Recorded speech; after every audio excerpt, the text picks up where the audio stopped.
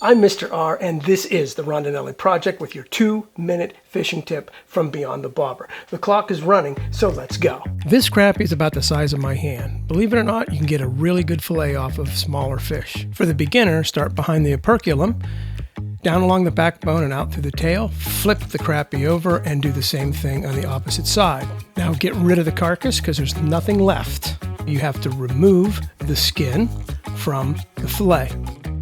Side 1, side 2, get rid of the skin, cut out the rib cage. That gets rid of all of the bones and you have a boneless fillet. I'll do it again just to show you how it's done. There it is. One side, the other side. Get rid of the carcass, remove the skin, cut out the rib cage, and proceed till you have all of the crappies that you've caught about the size of your hand filleted. There are people who scale their crappies. I don't, and here's why. You can't inspect a fillet if you scale a fish. Now take a look here. Ah, that is a worm. Yep, gross, a worm. I'm gonna cut that thing out. Let's take a closer look. It's really a grub. There it is. Doesn't look like much. Look at that.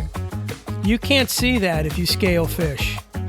Now it's harmless, at least they say it is, but I like to make sure any worms are cut out. So take your remaining fillets, clean them off and inspect them. If the light comes through the back of the fillet, you can spot a worm almost instantly. Some people say you can cook them and eat them, but I don't need the extra protein.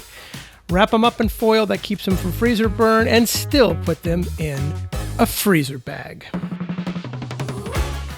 Sure, bigger crappies give you bigger fillets, but the point is smaller crappies are worth filleting. They make perfect finger food. I'm Mr. R. This is the Rondinelli Project. Don't forget to like and subscribe. And until next time, we go.